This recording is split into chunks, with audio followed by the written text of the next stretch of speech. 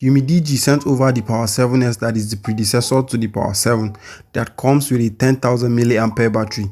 By the time you are watching this video, I've used the phone for over 48 hours and I'm going to share my honest opinion with you guys about the phone.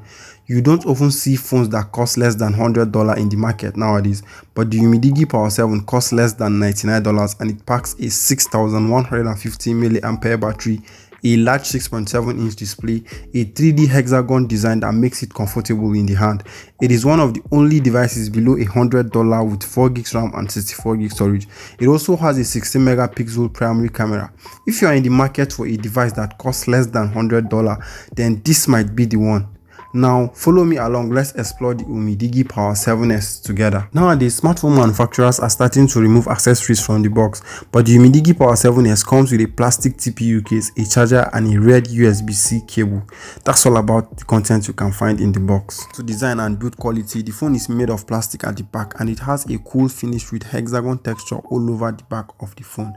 It prevents the phone from being slippery in the hand and it also prevents fingerprint stains from the phone. I have the Atlantic blue color and it shines depending on how the light hits it.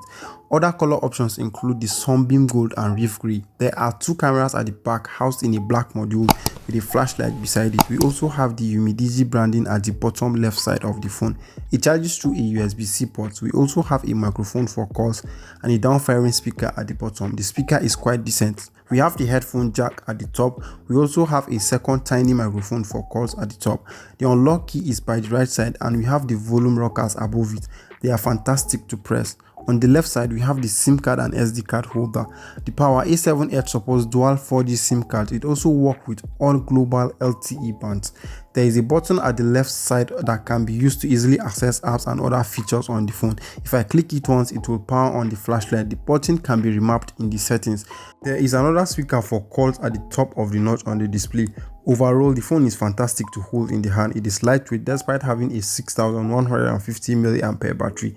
The phone lacks a fingerprint scanner and I feel you should have gotten a physical fingerprint scanner instead of the quick access button on the phone. To unlock the phone, you have to use either face unlock or pin. It is 6.7 inches. It is big enough to enjoy watching movies and playing games. It is an IPS LCD display with 720p resolution. It is responsive to touch and white colors appear perfectly on the display. It is also contrast and sharp enough when streaming videos on YouTube. The chin and bezels are noticeable, but we can't complain, especially since it's a $100 device. You can also adjust the color and contrast of the device in the settings, which is something not common on phones with an LCD display. You can also turn on dark mode in the settings if you are into that. Under direct sunlight, you have to set the phone to auto brightness to be able to view the display. The display is very okay and I enjoyed using it. The phone runs on stock Android 11. There are no bloatwares or wanted apps on the phone, which is something we mostly find on devices within its price category. The interface looks kinda old, especially with icons on the quick menu. One thing though, there are a lot of customizations you can do on the phone. There is system navigation and gesture controls that you can use on the phone. I love how snappy and responsive the user interface is. It feels lightweight on the phone. It will also be better if Umidigi improve the overall UI of the phone, not to take it exactly to pixel level but somewhere in between. Performance is handled by the Unisoc T310 chipset, which is not popular, but during my time with the phone it was just fine. Most of the people expected to buy this phone are not excessive users. The phone isn't targeted at gamers but rather casual users. For basic tasks like scrolling through social media, making calls, texting and all, it was very okay. In fact, I love how snappy it opens up the moment I click them.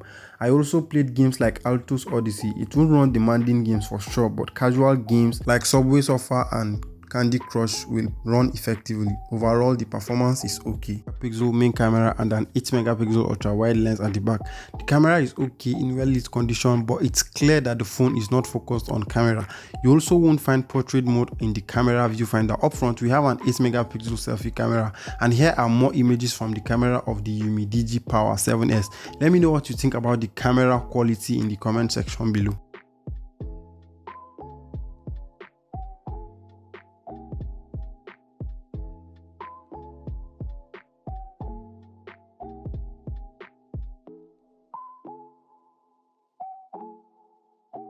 Battery is one of the finest features of the phone. It is only hindered by the lack of optimization from the chipset. It can last a whole 10 hours under intensive usage. The 6150 mAh battery is excellent and it can last for 2 days if you're a casual user.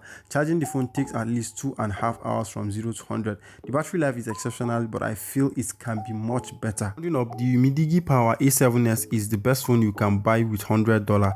It has an outstanding design and performance for the price category. The only thing that I feel is a bit of a letdown is the camera. If you want an alternative for a little bit extra money, then click the left video for the complete review of the Tecno Spark 8C. Make sure you subscribe and like the video, and I'll see you when I see you again.